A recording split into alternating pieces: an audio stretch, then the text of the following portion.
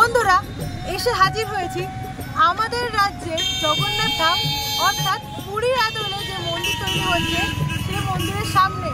তো এখন জিজ্ঞাসা করলাম হাই সিকিউরিটি আছে, সামনে গিয়ে কতটা দেখাতে পারবো জানি না, তো চলো কতটা তোমাদের দেখাতে পারি ততটা তোমাদের দেখাবো। সামনেটা একবার দেখিয়ে দাও। এই যে সামনে দিকে কাজ চলছে।